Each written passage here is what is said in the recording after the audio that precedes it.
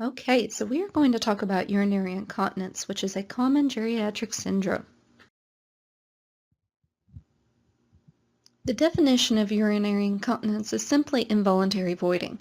It is important for us to remember, though, that incontinence is a symptom and not a diagnosis. We should always be striving to identify the underlying pathology. Incontinence is typically classified based on symptoms, and the three most common classifications are stress, urge, and mixed. Stress incontinence is commonly associated with weakened pelvic muscles causing bladder leakage from activities that increase pressure.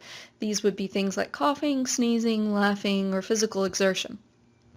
Urge incontinence is associated with detrusor muscle instability, and patients commonly experience nocturia and feelings of urgency. A typical complaint is the inability to make it to the bathroom before voiding. Mixed incontinence is when symptoms of both stress and urgency are present. Other less common classifications are overflow and functional incontinence. Unfortunately, we do not know the exact prevalence of incontinence. This is because it is so embarrassing for patients who experience it that they frequently do not report symptoms to their provider. In fact, it's estimated that less than half of those who have incontinence will actually seek treatment. Despite being such an underreported symptom, urinary incontinence accounted for over $19 billion in healthcare expenditure in 2000. This makes it a significant concern for nursing because it places the patient at increased risk for falls, social isolation, sleep impairment, depression, and caregiver role strain. So now we're going to review a case study of a pretty typical presentation of mixed incontinence. As I go through these slides, feel free to pause and review any of the material on them. There's a lot of great information on what typical presentation looks like and things that we should be on the watch out for in future encounters. Here we have a 7-year-old female whose chief complaint is urinary incontinence. Things I want to point out on the HPI are that the symptoms have been getting progressively worse for over 8 years. This is a perfect example of why it's so important that we are screening for incontinence. This is something that impacts a patient's daily life, but it's embarrassing, so they're not going to volunteer the information. So we need to make it a habit to directly ask patients, are you having any symptoms of urinary incontinence? Other things that are worth mentioning on this HPI are the complaints of leaking with coughing or laughing, as well as the symptoms of urgency and nocturia. These are pretty typical to see both of these symptoms in a mixed incontinence type presentation. Here we have more subjective data collected on the patient, things that are particularly important to this case study I have highlighted in red, so be sure you're looking over that. As far as past medical history goes, it's pretty unremarkable. I do want to point out that there is a history of pregnancy. It does not matter if the delivery was vaginal or cesarean. Pregnancy in and of itself increases the risk for stress incontinence.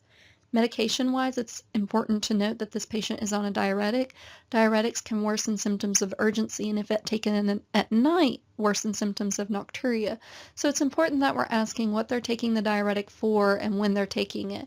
If possible, we would like to stop the diuretic. At the very least, we would like them to take it first thing in the morning.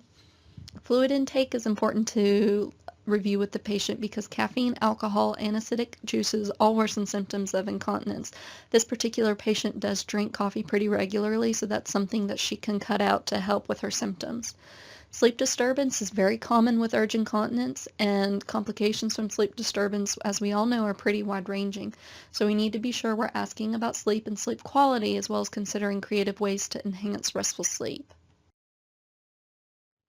The most significant data collected from the review systems is included on this slide. Important negative findings that I want to be sure you take a note of are the absence of fever, painful urination, changes in urine color, odor, blood in urine, neurologic symptoms, or abdominal pain. I also want you to take note that there are symptoms of prolapse, which is a common cause of incontinence in women.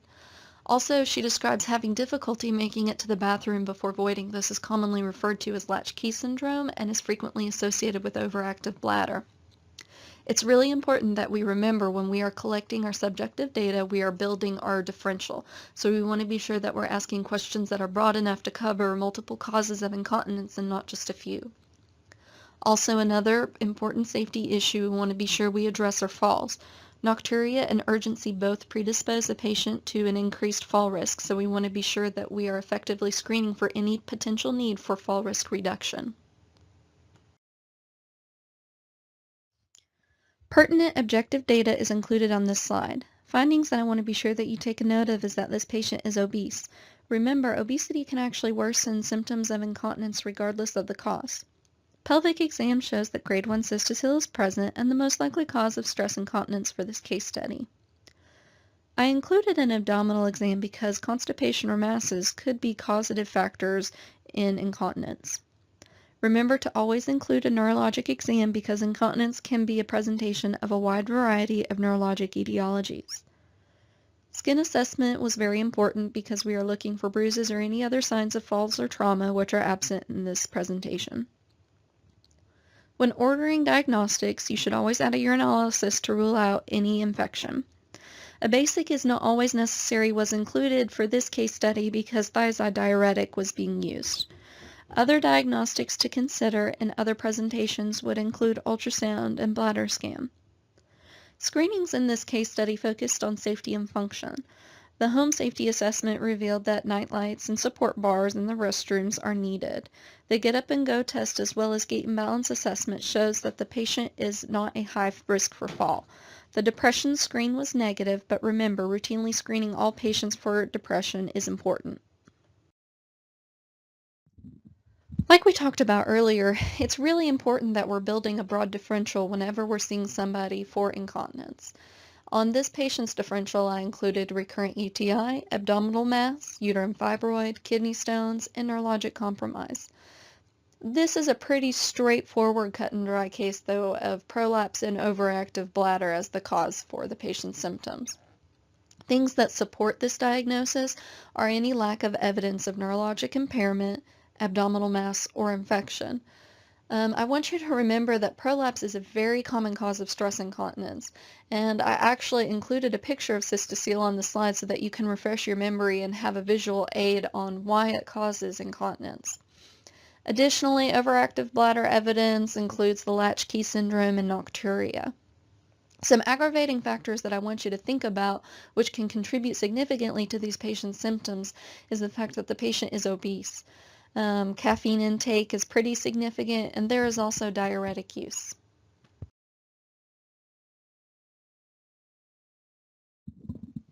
It may seem strange to have consulted physical therapy for this patient, but physical therapy can actually help patients with Kegel exercise technique and improve vaginal tone.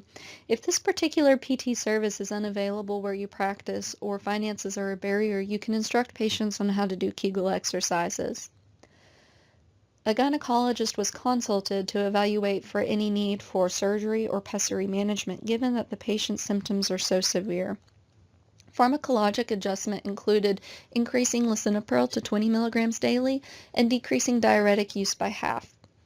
The goal is to eventually discontinue the diuretic. The patient was instructed to check blood pressure daily and follow up in 2 weeks to assess for any signs of symptoms of edema or electrolyte abnormalities. You can also consider using a beta-3 agonist or an antimuscarinic. This was deferred at this point because a structural abnormality was found on this patient.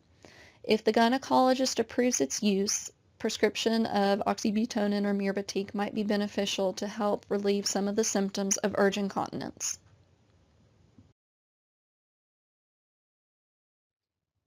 Community resources provided focused on weight loss and exercise. The location and number for a local health resource center that educates on weight loss was provided to the patient. The patient is also currently sedentary, so it's important to get her up and moving. Information on water aerobics classes were provided for a couple of reasons.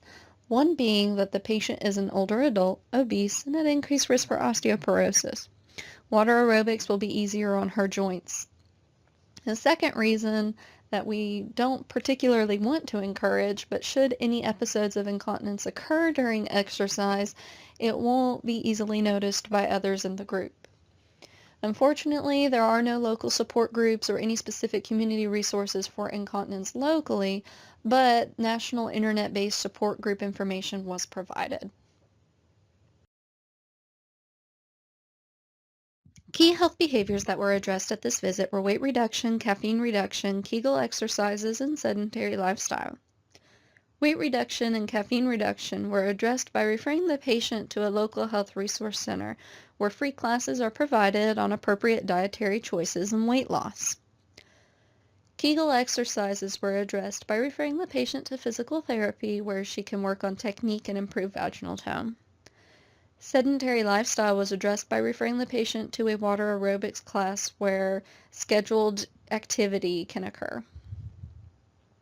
Social determinants of health were not a particular issue in this case study. The only area that's of any concern is neighborhood and built environment.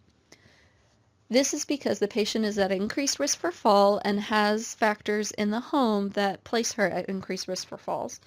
Some things that were addressed were providing night lights in the bathroom and also a grab bar near the toilet should she need it. There are no socioeconomic or ethical concerns in this particular case study. Something that I do want you to be aware of in future encounters, though, is that incontinence does increase the risk for caregiver role strain. Caregiver role strain places the patient at increased risk for abuse. In elder patients, they are considered a vulnerable population, and as such, you are required to report any cases of abuse or suspected abuse. While researching this case study, there were some trends in literature for the treatment of incontinence that are important to review. Literature placed a heavy emphasis on the importance of Kegel exercises. Evidence from multiple studies shows that not only is it a free intervention, but it reduces incontinence as well as improves self-esteem and quality of life. Literature also shows that fluid intake should exclude alcohol, caffeine, and acidic juices. These fluids serve as empty calories and worsen weight, so this intervention will actually improve the overall well-being of your patient while improving incontinence. Obesity is shown to worsen all kinds of symptoms associated with incontinence, not to mention that it's a risk factor or aggravating factor in so many disease pathologies. So it's important that we review the importance of weight loss and ways to achieve this. Sleep disturbance is a significant issue. Unfortunately, there's not really any ideal treatments for this, and pharmacologic therapy won't stop the nocturia, and it can actually increase the fall risk. To try and help with nocturia symptoms, we should encourage patients to limit fluid intake before bed and to empty their bladder completely before bed. We should also encourage any patients that do smoke to quit smoking, as nicotine is a bladder irritant. We talked about pharmacologic therapy for urge incontinence earlier. There are options like beta-3 agonists, this would be something like mirbatique, and antimuscarinic, something like oxybutynin. But before prescribing these, be sure that you're ensuring there's no pelvic structure issues. Okay, as kind of a recap and some key things I want to be sure that you have pulled away from this presentation are that there are 5 main classifications of incontinence: stress, urge, mixed, overflow, and functional. Like we talked about earlier, be sure that you always directly ask patients about any incontinence issues. Again, patients are typically embarrassed by the symptoms and are hesitant to initiate discussions about them. So to kind of take the pressure off of the situation, be sure that you are routinely screening for it. Again, remember incontinence is a symptom and not a diagnosis. Try to identify any underlying pathologies so that we're treating the cause and not the symptom. Consider a broad differential when diagnosing.